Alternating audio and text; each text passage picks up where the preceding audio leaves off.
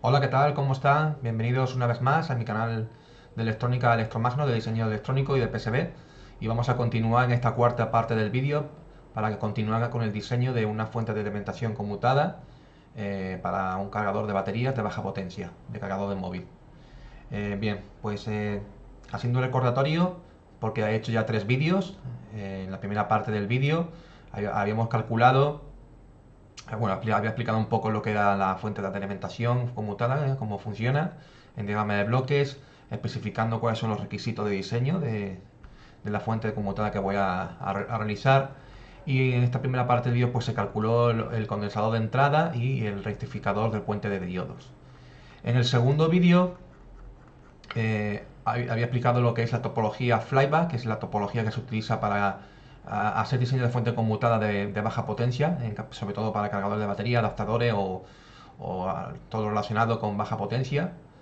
Y bueno, expliqué lo que era la topología flyback, los dos modos de operación de modo discontinua y la continua, de la cual pues la discontinua era el modo de operación que ha sido utilizado para cuando se requiere una fuente de alimentación conmutada de baja tensión y baja corriente, ¿no? Que es de baja potencia. En este caso son 4 vatios lo que vamos a diseñar de una fuente de alimentación conmutada.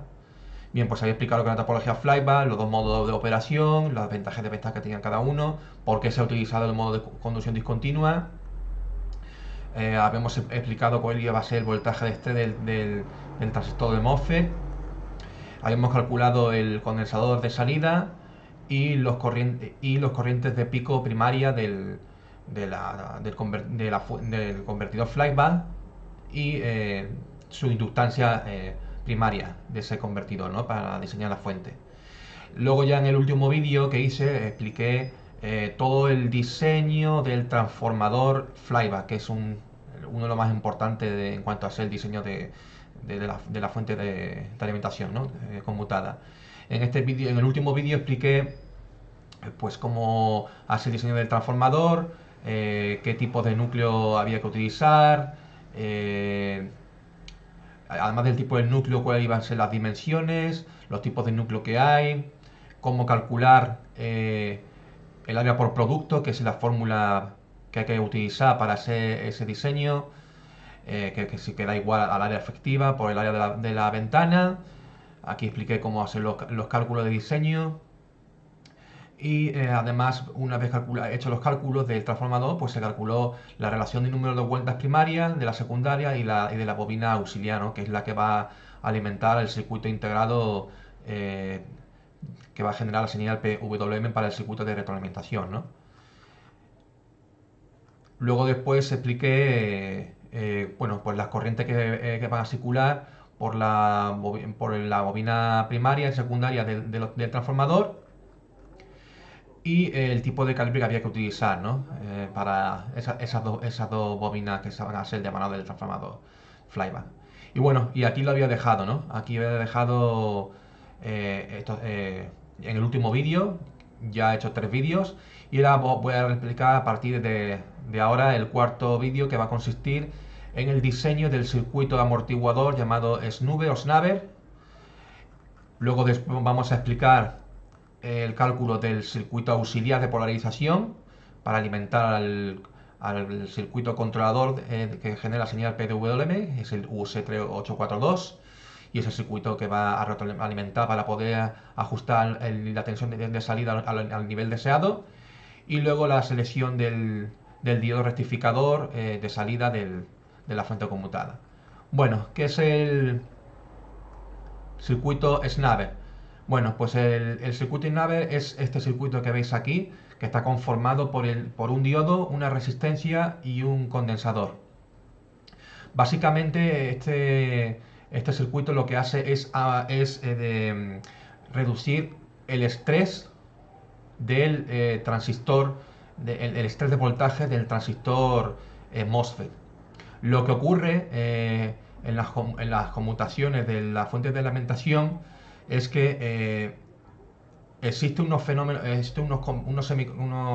parásitos que están internos en los dispositivos semiconductores, como son el MOSFET, que tiene internamente un condensador, COSS, Y el diseño del transformador no es perfecto, sino que también tiene una inductancia llamada dispersión que está ahí y que bueno, que hay que tenerlo en cuenta para hacer el diseño, ¿no? Porque debido a esa inductancia de dispersión, por culpa de ese dispositivo, pues se producen unas oscilaciones indeseadas que elevan la tensión y que pueden provocar la ruptura del transistor MOSFET de conmutación, ¿no?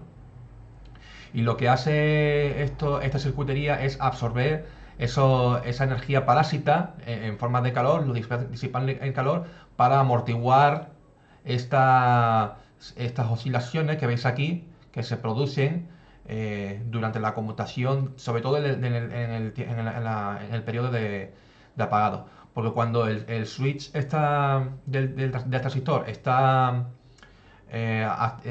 conduce, está activo, lo que hacemos es almacenar energía en el campo magnético. Pero lo que ocurre en el estado de apagado es que la energía que tiene almacenada en el condensador, si no ponemos el circuito de Snabel, esa energía que se va a ceder y se va a cargar en la bobina de inductancia de dispersión. Una vez que la bobina de dispersión se carga, se vuelve a ceder la energía al condensador y así sucesivamente. Y como no hay si no hay circuitería de amortiguación, de Snabel, esa energía que se va a hacer de una a la otra, ¿hasta cuándo va a ser? Pues hasta que se disipe aquí en una resistencia interna que circula por esta corriente en esta malla, ¿no? Pero claro, si no ponemos el circuito, este circuito de Naver, pues se van a generar unas tensiones muy altas en el pin del drenador del MOSFET y provocando su ruptura. Entonces, para evitar eso, se coloca esta circuitería, ¿no? Para absorber esas amortiguaciones, esos picos de tensión que se producen allí. Y bueno, estos tres dispositivos son el DSN, que es un diodo de alta conmutación, puede ser del tipo Schottky, una resistencia y un condensador. Bueno, y ahora voy a proceder a cómo se van a realizar los cálculos de diseño. Bueno, la inductancia de dispersión es aproximadamente el 3% de la inductancia magnetizante del transformador flyback. COSS es el condensador interno del MOSFET. VSN, que es el que hay aquí, es el voltaje a través del condensador del circuito amortiguador, ¿no? Que es aproximadamente de 2 a 2,5 veces la relación de número de vueltas por la tensión de salida, ¿vale? Bueno, aquí he puesto un resumen, que los componentes parásitos crean unos ringing, que son unas oscilaciones, a través del pin DS del MOSFET. Y bueno, aquí necesitamos crear un circuito para amortiguar, para reducir esas oscilaciones, ¿no? Y para que no producir la ruptura del transistor MOSFET. Entonces, esa bobina de dispersión, de aquí que está la bobina primaria del transformador, es el 3% de la inductancia magnetizante. Bueno, pues como es el 3% de la bobina magnetizante, es 0,03 por 2,65, que es lo que me había calculado en los días anteriores, que era lo que era la bobina magnetizante. Eso nos sale una bobina parásita de 79,5 microamperes, que está ahí. En cuanto a la tensión a través del condensador del circuito amortiguador, es 2 veces la relación de número de vueltas primaria partido de la relación de número de vueltas secundaria por la tensión de salida. Eso nos sale unos 120 voltios, es decir, de aquí son 120 voltios, más la tensión de entrada máxima es unos 375 voltios, que es los 275 voltios que habíamos especificado en los requisitos de diseño en la primera parte del vídeo, por la raíz de 2. Entonces son 375 voltios más 120 voltios. Esa es la tensión que tiene que aguantar el diodo. Entonces, el MOSFET. Entonces, un MOSFET de unos 650 voltios, más o menos lo que necesitaríamos. O unos 800 voltios estaría bien también. Bueno, pues la relación de número de vuelta, como he dicho antes, es NP por NS, que son 15. Entonces, podemos calcular cuánto es la tensión que tiene el condensador del circuito amortiguador, que son 120 voltios. Bueno, ahora vamos a calcular la resistencia y el condensador del circuito amortiguador. se obtiene a través de esta fórmula, ¿no? Tensión Vsn al cuadrado partido un medio por la inductancia de dispersión, por el corriente de pico al cuadrado, todo eso multiplicado por la tensión Vsn partido Vsn menos la relación número de vuelta por la tensión salida y luego por la frecuencia de conmutación. Entonces, si utilizamos todos estos valores, me sale un valor de 51 kiloohmios que necesitaríamos para la resistencia. En cuanto a la potencia que va a disipar, pues se puede obtener a través de esta fórmula, que es igual a un medio por la bobina de dispersión, por la corriente de pico al cuadrado, todo esto multiplicado por Vsn menos la n por V0, por la frecuencia de conmutación. Si hacemos todos esos cálculos, nos sale que disipa una potencia de 0,28 vatios, por lo que con un vatio de potencia de resistencia a 51 kiloohmios sería la lesión de la resistencia. Luego, ¿qué tensión tiene? Tenemos que calcular cuál va a ser el condensador del circuito que va a amortiguar la tensión para no producir la ruptura del MOSFET, ¿no? ¿Eso cómo se calcula? Pues con esta fórmula, ¿vale? Donde delta Vsn es el rizado del condensador, que es en torno al 5 al 10% de la capacidad que va a tener, de la tensión Vsn. Entonces, Vsn son 120 voltios partido el 10% de Vsn, que son 12, 0,1 por 120, 12, por la resistencia Rsn que hemos calculado en el paso anterior y por la frecuencia de conmutación. Eso nos sale una capacidad de 1,96 nanofaradios. ¿De acuerdo? Y bueno, pues entonces ya hemos calculado el valor del condensador, del circuito amortiguador, su resistencia. Y ya en cuanto al diodo, pues aquí he notado una aclaración, que ese diodo tiene que soportar la tensión de entrada máxima más la tensión Vsn que va a estar almacenando el condensador de amortiguador, que son los 120 voltios. Entonces, sumando todos esos datos, son 495 voltios, que tiene que soportar ese diodo, pues con ponerle un diodo de 600 voltios. Y ese diodo, como he dicho antes, que sea de tipo ultra rápido, un Schottky, a una corriente de amperio que sea lo suficiente para que podamos elegir el circuito amortiguador. Y bien, pues esto en cuanto al circuito amortiguador SNAP RSD, ¿vale? Que ya como tiene como objetivo reducir esas oscilaciones que se producen durante las conmutaciones del MOSFET. Vale. Bueno, pues el siguiente paso es de calcular la inductancia auxiliar o la bobina auxiliar o de polarización. Este circuito que está aquí, tenemos, como he explicado antes, en el primer vídeo tenemos el diseño del transformador, tenemos una bobina primaria, una bobina secundaria y una bobina auxiliar. Esa bobina auxiliar tiene que alimentar a un circuito integrado controlador de PWM que va a modificar el ciclo de trabajo del transistor para ajustar el nivel de la tensión de salida de la fuente de alimentación conmutada. ¿De acuerdo? Y se obtiene simplemente esta circuitería que consta de un diodo, un filtro RC y otro condensador de desacople de un nanofaradio.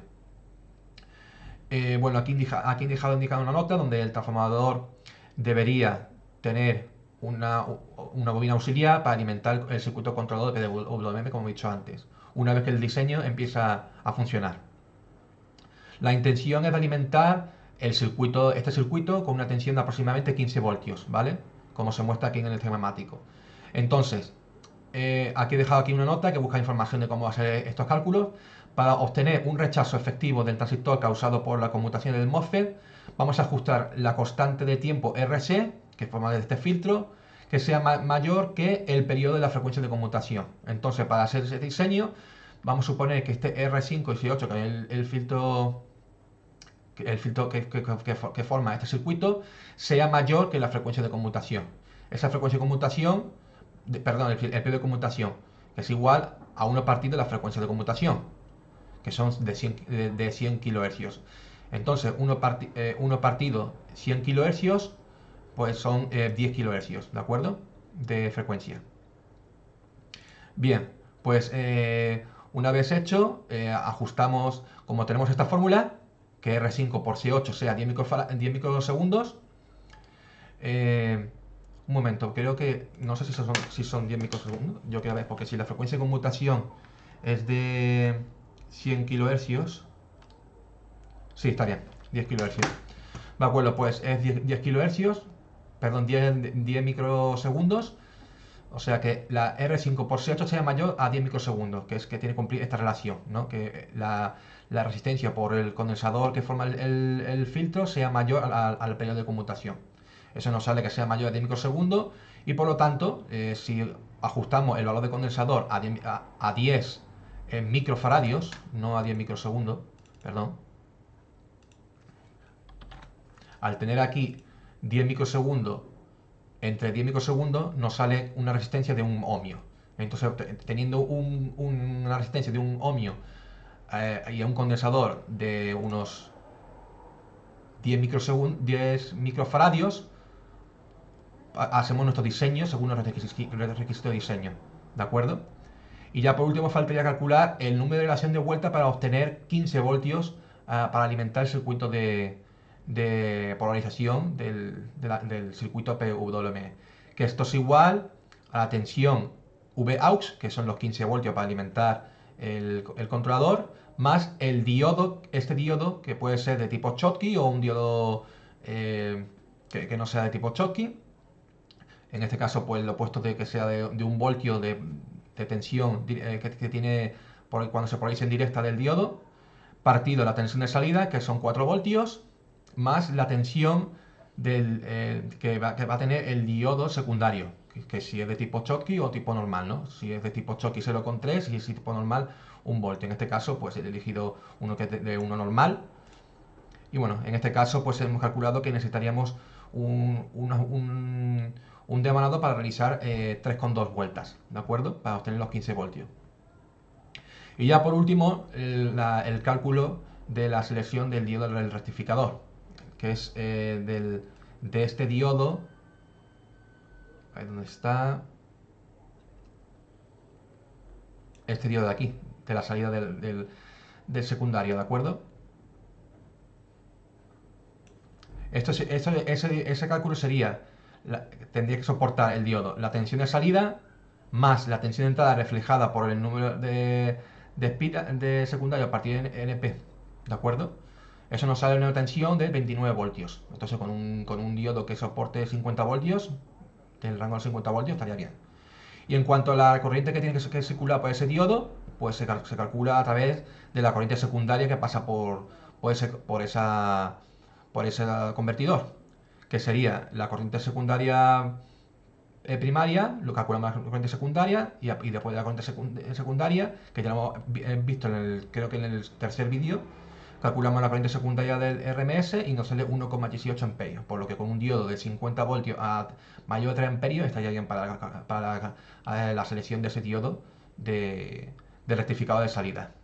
Y bueno, aquí en cuanto al cálculo de la selección del diodo de rectificador de salida, al circuito auxiliar para alimentar el circuito integral PWM y el circuito amortiguador SNAD. Y nada, simplemente quería explicar estos circuitos en esta cuarta parte del vídeo. Y nada, si te ha gustado este vídeo, déjate un like, suscríbete si te interesa y ya seguiré con más vídeos para continuar con el diseño de la fuente de alimentación conmutada de baja potencia para un cargador de baterías. Y nada, venga, cuidaros, hasta luego, chao.